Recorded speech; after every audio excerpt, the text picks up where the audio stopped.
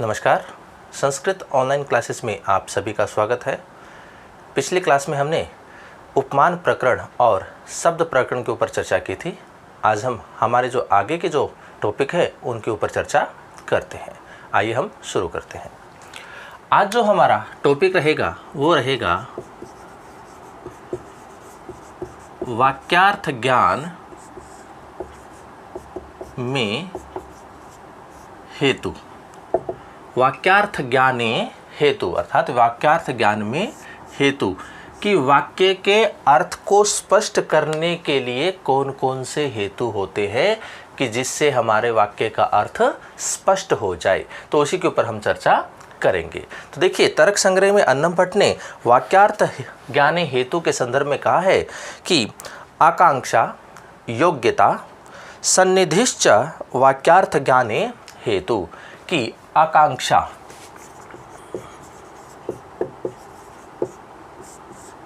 योग्यता और सन्निधि, ये जो तीन होते हैं आकांक्षा योग्यता और सन्निधि, यही क्या होते हैं वाक्य के अर्थ का ज्ञान कराने के हेतु कहे गए हैं। तो अन्नम भट्ट कहते हैं कि आकांक्षा योग्यता सन्निधि ये वाक्यार्थ ज्ञान के हेतु हैं। फिर कहते हैं पदस्य पदांतर व्यतिरेक प्रयुक्ता अन्वय अनुभावकत्वम आकांक्षा। अब आकांक्षा को लेकर के कहते हैं कि पद का दूसरे पद के अभाव के कारण अर्थ की संगति न हो पाना ही क्या होती है, आकांक्षा होती है।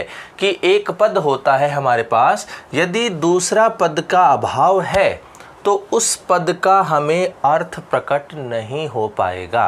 तो एक पद के होने पर दूसरे पद के अभाव के कारण इस पद का क्या है, अर्थ प्रकट नहीं हो पाता है, उसके अर्थ की संगति नहीं हो पाती है। यही क्या होती है, आकांक्षा होती है। कि एक पद का दूसरे पद के अभाव के कारण अर्थ की प्रतीति न होना ही आकांक्षा होती है। फिर कहते हैं अर्थाबाधो योग्यता कि अर्थ का अभाव अर्थात शब्द से अर्थ की प्रतीति में कोई रुकावट न होना ही योग्यता होती है। कि अर्था अबाधो योग्यता कि शब्द के अर्थ की प्रतीति में किसी प्रकार की रुकावट का न होना ही योग्यता होती है। फिर कहते हैं पदानाम अविलंबिनो उच्चारणम सन्निधि ही। अब कहते हैं कि शब्दों का बिना देर किए बिना विलंब के ही उच्चारण करना या लगातार बोलना ही क्या होती है, सन्निधि होती है। सन्निधि का ही अर्थ होता है समीपता। कि जो शब्द होते हैं उन शब्दों को, मान लीजिए दो शब्द हैं, इन दोनों शब्दों को हम लगातार इनका उच्चारण करें तो यही क्या होती है, सन्निधि होती है। फिर कहते हैं तथा च आकांक्षा रहित वाक्यम अप्रमाणम कि आकांक्षा आदि का मतलब हो गया आकांक्षा योग्यता और सन्निधि, इनके अभाव में या इनसे रहित होने पर वाक्य प्रमाण नहीं होता है। यदि किसी वाक्य में आकांक्षा योग्यता और सन्निधि ये तीनों ही नहीं है अर्थात वाक्य इन तीनों से रहित है तो वह वाक्य अप्रमाण होता है अर्थात प्रमाण नहीं माना जाता। फिर कहते हैं यथा, जैसे इसको उदाहरण से स्पष्ट करते हैं। यथा जैसे गौ अश्वः पुरुषो हस्ति इति न प्रमाणम क्योंकि आकांक्षा विरहात। कहते हैं कि गौ अश्व पुरुष और हस्ती, अगर हम ये सब नाम लें, गाय घोड़ा पुरुष और हाथी, ये प्रमाण नहीं है। क्यों? क्योंकि इसमें आकांक्षा का अभाव है। आकांक्षा के अभाव के लिए हमने कहा था कि एक पद यदि दूसरे पद का उसमें अभाव है तो वहाँ अर्थ की प्रतीति नहीं हो पाती है। अब यहाँ पद तो दे रखे हैं, अनेक पद दे रखे हैं, गौ दे रखा है, अश्व है, पुरुष है और हस्ती। हस्ती, हस्ती थी, ये सब दे रखे हैं, ये पद हैं। लेकिन देखिए यहाँ पर एक पद तो है लेकिन दूसरे पद का यहाँ अभाव है, तो उससे इनका अर्थ स्पष्ट नहीं होता है। कि हम कहें गौ, तो गौ का मतलब कितनी गाय हैं, कैसी गाय है, यहाँ अर्थ स्पष्ट नहीं होना है। कि गाय आ रही है कि गाय जा रही है, किसी भी तरह का यहाँ पर अर्थ प्रकट नहीं हो पा रहा है। तो यहाँ किसका भाव दिखाई दे रहा है, आकांक्षा का भाव दिखाई दे रहा है। तो ये अप्रमाण है, अर्थात इसको हम प्रमाण नहीं कह सकते। इसी प्रकार कहते हैं आगे कि वहनी ना सिंचती इति न प्रमाणम योग्यता विरहात। अब अग्नि से सींचता है, अग्नि से सींचता है। अब यहाँ क्या है, योग्यता का अभाव दिखाई दे रहा है। क्यों?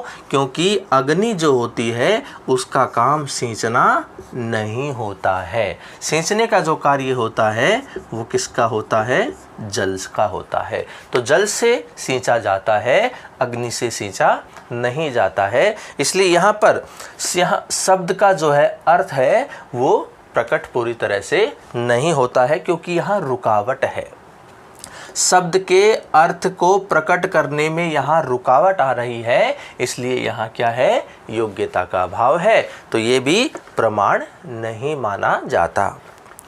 फिर कहते हैं प्रहरे प्रहरे असहोच्चारितानि गाम आनेत्यादि पदानि न प्रमाणम सन्निध्या अभावात्। अब कहते हैं प्रहर प्रहर में, मतलब प्रहर, एक प्रहर में हमने एक शब्द बोला, दूसरे प्रहर में हमने दूसरा शब्द बोला, तो वहाँ भी वो वाक्य क्या है, प्रमाण नहीं माना जाएगा, क्योंकि उसमें भी क्या है, सन्निधि का अभाव है। और सन्निधि का अर्थ क्या होता है, समीपता, अर्थात लगातार उच्चारण करना। यदि हम पदों का लगातार उच्चारण करते हैं तब हम वहाँ सन्निधि कह सकते हैं। लेकिन एक पहर में हमने एक पद बोला, दूसरे पहर में हमने दूसरा पद बोला, तो वहाँ सन्निधि नहीं हो पाती है, तो वहाँ सन्निधि का अभाव होता है। तो कहते हैं कि प्रहर प्रहर में एक साथ उच्चारण न किए गए गाए, लाओ आदि शब्द भी समीपता का अभाव होने के कारण प्रमाण नहीं माना जाता। क्योंकि यहाँ एक प्रहर में हमने गाम बोला, एक प्रहर में हमने आनया बोला, तो यहाँ सन्निधि नहीं होती है। इस प्रकार ये जो हमने वाक्य देखे, इनमें आकांक्षा, योग्यता और सन्निधि का अभाव प्रकट हो रहा है। एक किसी भी वाक्य का अर्थ को प्रकट करने के लिए हमें उस वाक्य में आकांक्षा, योग्यता और सन्निधि, इन तीनों का होना अत्यावश्यक होता है। अन्नम भट्ट आगे कहते हैं, इसको और स्पष्ट करते हैं कि वाक्य शब्दों का समूह होता है। ये हम पहले ही पढ़ चुके हैं कि वाक्य किसको कहेंगे, पदों के समूह को कहते हैं। तो देखिए, किंतु देखिए, घट, पट, गाय, दीवार जैसे शब्दों के समूह में वाक्य नहीं बनता है। वाक्य बनने के लिए उन शब्दों में आकांक्षा, योग्यता और सन्निधि, इन तीनों का होना अनिवार्य है। आकांक्षा का अर्थ है किसी शब्द के न आने से किसी शब्द का पूर्ण अर्थ न दे पाना। अगर एक शब्द के पश्चात दूसरा अन्य शब्द नहीं है तो वहाँ पहले वाला शब्द का अर्थ प्रकट नहीं हो पाता है, पूरा अर्थ प्रकट नहीं हो पाता है। तो आकांक्षा का अर्थ बताया है किसी शब्द के न आने से किसी शब्द का पूर्ण अर्थ न दे पाना। अन्नम भट्ट कहते हैं कि पद पूरा अर्थ नहीं दे सकता जब तक कि उसके साथ दूसरा पद न हो।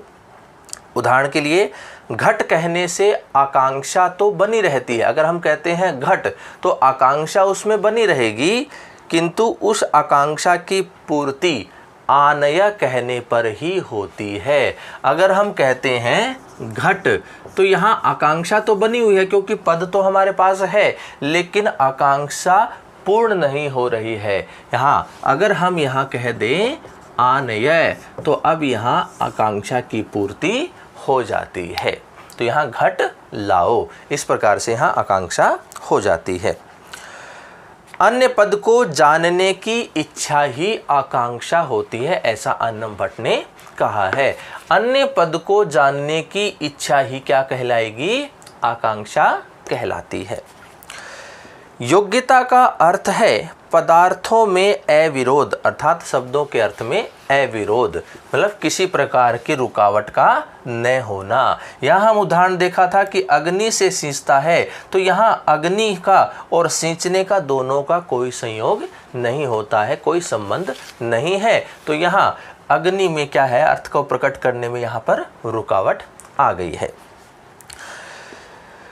कहते हैं कि आग से सींचता है, यहाँ आकांक्षा तो है किंतु योग्यता नहीं है, क्योंकि आग और सींचने का परस्पर विरोध होता है। सन्निधि का अर्थ है दो या दो से अधिक पदों का बिना अंतराल के कहना। वाक्यार्थ अनेक पदों के समूह से बनता है।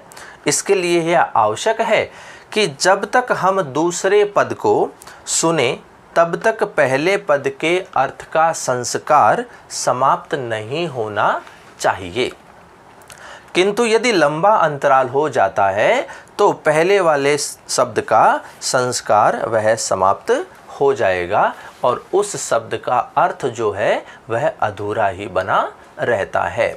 तो कहते हैं कि हम अगर किसी दो पदों का उच्चारण करते हैं, वाक्य का हम उच्चारण करते हैं, तो दो पदों के मध्य में अंतराल अधिक नहीं होना चाहिए। यदि हम अंतराल अधिक रख देते हैं तो पहला जो पद हमने बोला है उसका जो संस्कार है, उसका जो हम अर्थ प्रकट करना चाहते हैं वो अर्थ प्रकट नहीं हो पाएगा। जैसे हम बोल दें घट, अभी हमने बोला घट और हम 2 घंटे के बाद बोलें आने, तो यहाँ घट का जो अर्थ हम प्रकट करना चाहते हैं वह प्रकट नहीं हो पाएगा। इसलिए सन्निधि का मतलब होता है दो पदों के मध्य में अंतराल का न होना।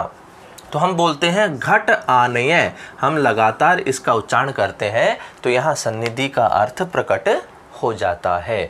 तो यही अन्नम भट्ट ने बताए हैं वाक्यार्थ ज्ञाने हेतु, कि वाक्य के अर्थ का ज्ञान कराने के हेतु कौन कौन से हैं। तो वो 3 होते हैं, आकांक्षा, योग्यता और सन्निधि।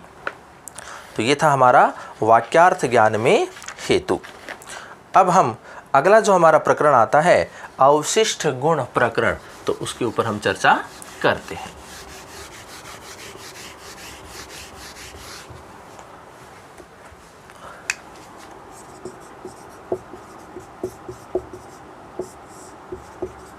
अवशिष्ट गुण प्रकरण। देखिए, हमने पहले पिछली कक्षा में बुद्धि के बारे में पढ़ा था। बुद्धि जो होती है वह कितने प्रकार की होती है? 2 प्रकार की होती है। एक होती है स्मृति और एक होता है अनुभव। अनुभव भी हमने आगे 2 भागों में विभाजित किया था। एक होता है यथार्थ अनुभव और एक होता है अयथार्थ अनुभव। यथार्थ अनुभव को हमने आगे विभाजित किया था वर्गों में, तो वो कितने प्रकार के हो जाते हैं? वो 4 प्रकार के होते हैं। कौन कौन से होते हैं? एक होता है प्रत्यक्ष, एक होता है अनुमिति, एक होता है उपमिति और एक होता है शब्द। तो ये यथार्थ अनुभव था। अब हम किसका अध्ययन करेंगे? अयथार्थ अनुभव का हम अध्ययन करेंगे। तो अयथार्थ जो है वो कितने प्रकार के होते हैं? वो 3 प्रकार के होते हैं। एक होता है संशय, एक होता है विपर्य और एक होता है तर्क।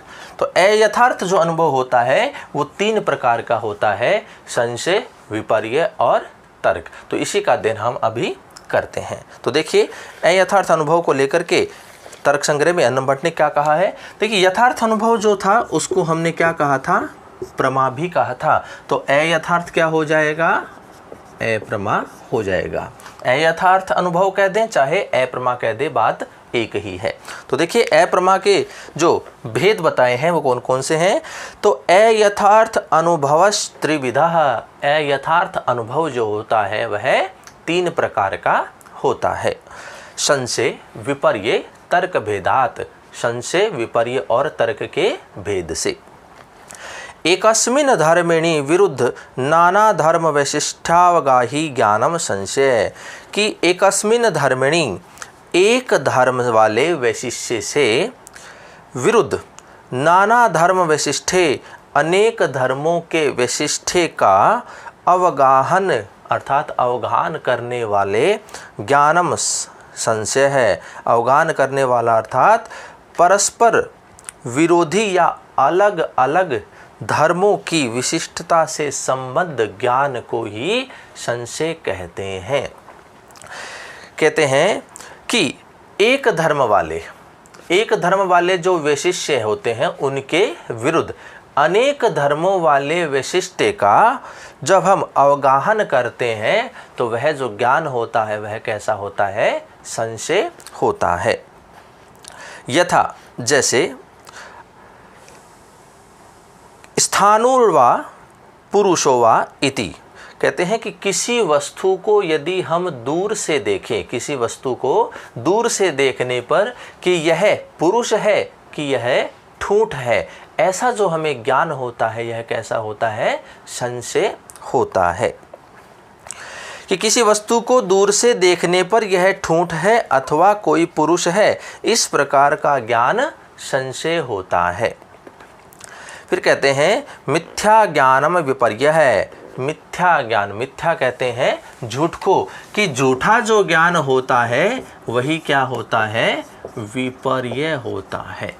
झूठा ज्ञान ही अर्थात मिथ्या ज्ञान ही विपर्य कहा गया है।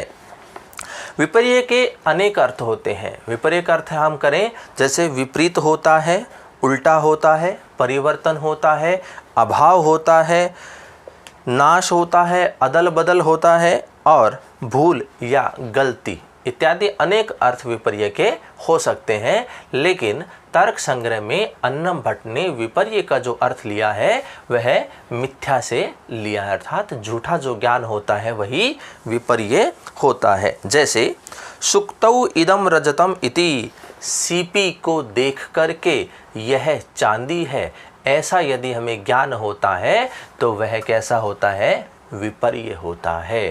कि झूठा ज्ञान, सीप को देख करके हम यदि कहें कि यह चांदी है तो इस प्रकार का ज्ञान होना विपर्य होता है।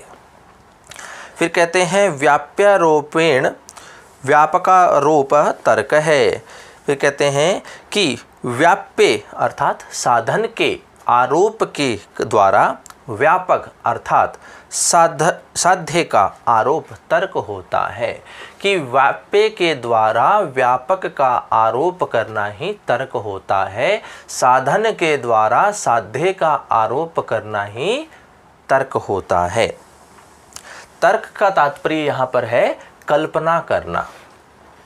तो कहते हैं जैसे यथा यदि वह्निर् न स्यात् तर्हि धूमो अपि न स्यात् इति, कि यदि अग्नि नहीं होती तो धुआं भी नहीं होता। इस प्रकार की कल्पना करना ही क्या होती है, तर्क होता है। यदि आग न होती तो धुआं भी नहीं होता। यहाँ पर व्याप्य के आरोप अर्थात अग्नि का अभाव से व्यापक आरोप अर्थात धूम का अभाव के होने से यह तर्क का उदाहरण स्पष्ट होता है। तो इस प्रकार से अयथार्थ अर्थात अप्रमा जो होती है वह त्रिविधः 3 प्रकार की होती है, संशय, विपर्य और तर्क से होता है। यदि हमें एक पद से या हम कहें कि एक धर्म से दूसरे अन्य धर्मों का हमें स्पष्ट ज्ञान नहीं हो पाता है तो वहाँ संशय होता है। मिथ्या ज्ञान ही विपर्य होता है, कल्पना करना ही क्या है, तर्क होता है। तो इस प्रकार से तर्क संग्रह में अन्नम भट्ट ने अयथार्थ अनुभव को 3 भागों में विभाजित किया है। अब हमारा अगला जो टॉपिक है और इस तर्क संग्रह का अंतिम प्रकरण भी है वो आता है कर्म प्रकरण।